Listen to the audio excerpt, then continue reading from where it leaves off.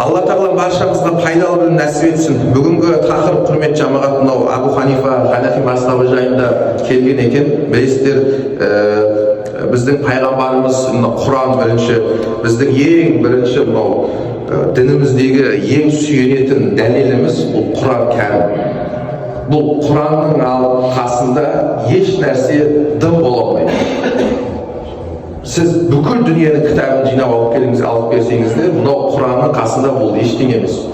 Мұсылманның бірінші сүйенетін дәлелі, алатын тәрбиесі, мінездемесі, міне дайын мынау ішінде барлығы.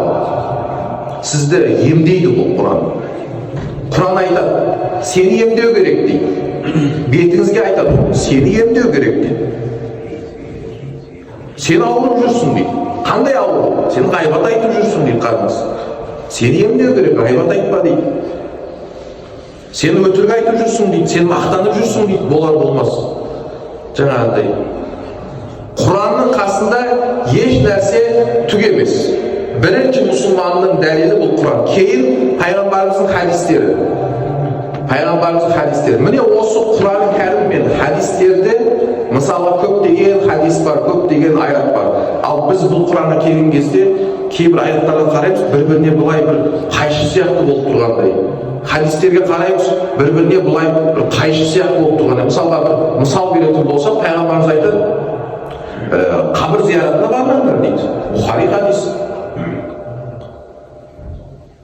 Қалай біз қабір зияратын жасап жүрміз ғой қазір. Ахмет Яссауиға барамыз, бабаларымыздың қабіріне барамыз, қабір зияратын жасамаңдар дейді. Міне осы хадис Бұхарида келген. Енді не істейміз біз?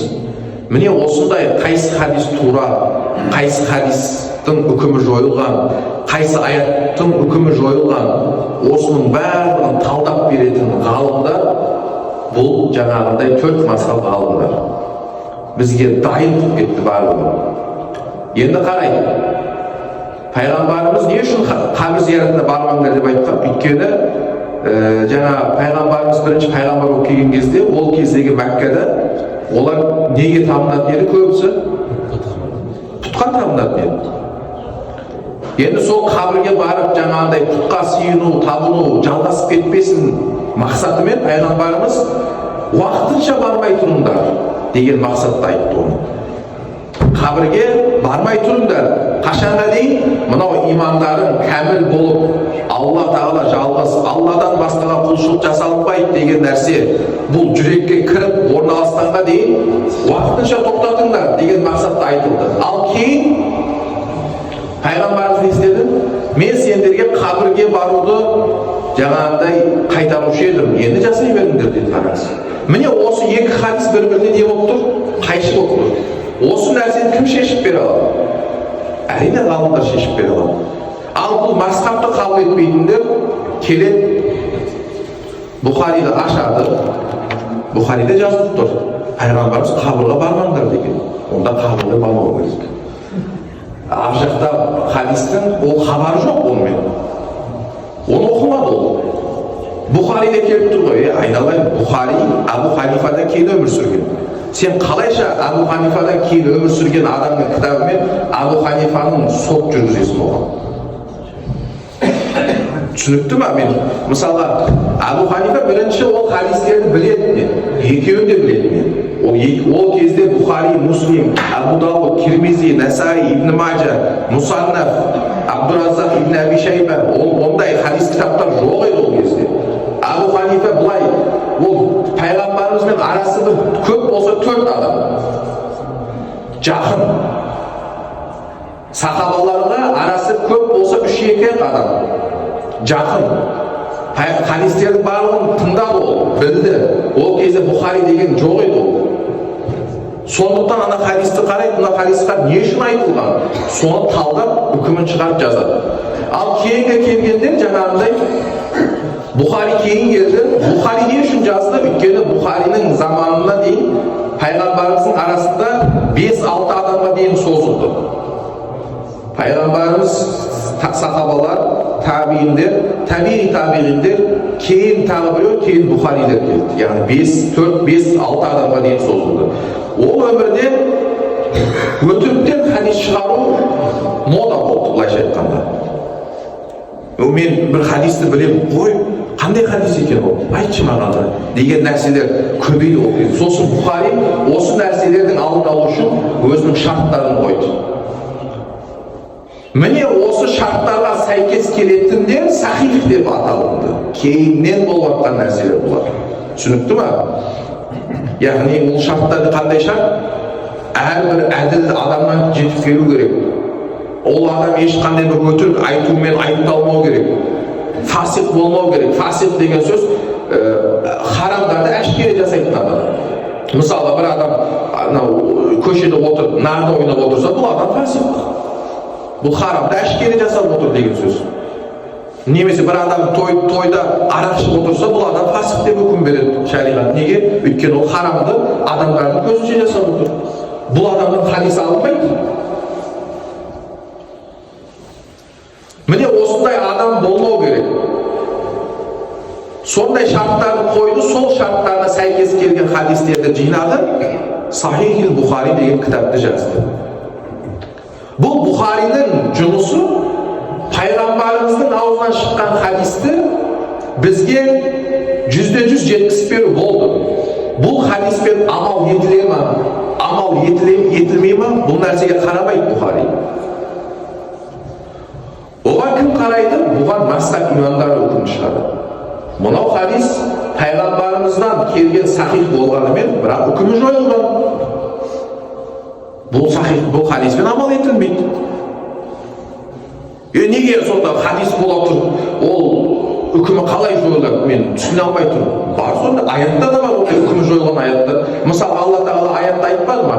Мас болған күйде намазға жоламаңдар деді. Дұрыс па? Мас болған күйде Я юхаллазина аману ва ла тақрабус салата ва антум сукара. Аят бар Құранда. Мас болған күйде намазға жоламаңдар. Енді мен мас болған жоқпын ғой деп жаңағы кішкене ішіп алып оқимасақ бола ма? Ол халал деген сөз ба? Ондай емес. Бұл аяттың үкімі жойылды деген сөз. Қайсы аяттың үкімі жойылды? Алла Тағала Маида сүресінде айтты: Я юхаллазина аману, ей иман келтіргендер, иннамал хамру вал майсир вал ансаб вал азлам рижсун мин амали шайтан. Сөзсіз арақ шарап, құмар ойындары, пала-шапқықтар, табынатын мүсіндер, барлығы шайтанның амалынан пайда болған бас нәрселер деп Алла Тағала түбінен жойып тастады болды. Арақ шарап бүкіл осы аятпен харам болып кетті. Бірақ ана аят тұр. Бірақ ол аят тұрғанымен үкімі не қылды? Жойылды деген сөз. Ол аяттың амал етілмейді болды. Өйткені Алла Тағала өз үкімін жойды. Түсінікті ма? Не осындай хадистер бар. Осы хадистердің барлығын талдап бізге жеткізіп бере алатын бұл мастақ ғұламалар. Мастаққа бір адам жаңағыдай бойсұнбайтын болса, мен өзім білемін, менің қасымда Құраным бар, хадисім бар, Бұхариім бар дейтін болса, бұл адам адасады. Тура жолдан. Көрдіңіз бе қандай мәселелер шығып жатыр? Міне осы хат мазхабтан төртеу болып табылады, құрметті жамағат. Ханафи мазхабы, яғни біздің Орта Азияда ең көп тарқалған Ханафи мазхабы, Шафиғи мазхабы, Малики мазхабы және Хамбали мазхабы. Бұл төрт мазхабтың үкімдерінің барлығы не? Яғни не қылынған? Печат ұрылған, яғни барлығы хақ. Бұл мазхабтардың біреуіне кірген адам ешқашан сен бір не болмайсың, жаңағындай сен адастың, немесе сен басқа жолдасың деп айтылмайды. Мысалға Ресейге баратын болсақ, Чеченстанда олар Шафиғи мазхаб, біз айта аламыз ғой сенікі дұрыс емес деп айта алмаймыз. Олар хақ мазхабты. Ал бір адам мазхабсыз мен не қыламын десе, ол адасады. Өйткені оның білімі жетпейді ол нәрсеге. Мен өзім талдай аламын, мен хадистерді өзім шығара аламын. Мен анау хадисті не үшін айтылғанын мен өзім білем дейтін болса, бұл адам адасты деген сөз. Қалай адасты деген сөз? Өйткені сен пайғамбардың хадисін білу үшін сен оған жақын болу керексің. Не үшін айтылғандығын, кімге айтылғандығын, барлығын білу керексің. Ал сен оны білу үшін тағы бір басқа кітапқа мұқтаждығың туылады. шығасып кеткен адамның өзі бастап ұстанған. Ол қалай болды онда? Түсінікті ма? Мен жеткізе алатырмын ма мысалы? Мысалы айтып жатыр, маған бастап керек емес, мен өзім жасай аламын дейді, бірақ өзінің оқып жатқан кітабының авторы бастап ұстанғандар. Ол қалай болды сонда? Сондықтан құрметті жамағат, бұл ғалымдар ешқашан артық сөйлеген емес, ешқашан бір өзін дәлелдеу үшін жаңағындай бұлар муштахид деп аталады, яғни пайғамбарымыздың хадисімен. Бухари хадисте бар, изаштахал муштахид. Муштахид бір мәселеге бір жаңағындай пікір жүргізген кезде егер тура тапса дейді, оған 2 сауап бар дейді, қараңыз. Егер ол үкім тура болып шығатын болса, онда ол ақыретте белгілі болады, ол үкім кімдікі дұрыс, кімдікі бұрыс екен. Ол үкім тура болып шығатын болса, оған 2 сауап бар дейді.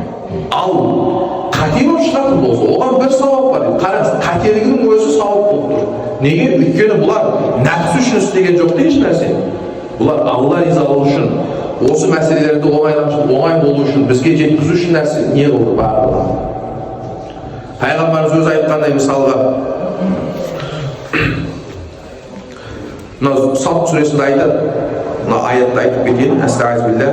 Құл айтты дей пайғамбар, ма асалукум алейхи мин ажрин. Мынау насихаттап атқан Құраным үшін, сендерге осы айтып атқан Құраным үшін мен сендерден бір еңбек ақы сұрамаймын ғой. Қараңыз, осы жерде білуіміз керек те, бізге ең адал пайғамбарымыз екен.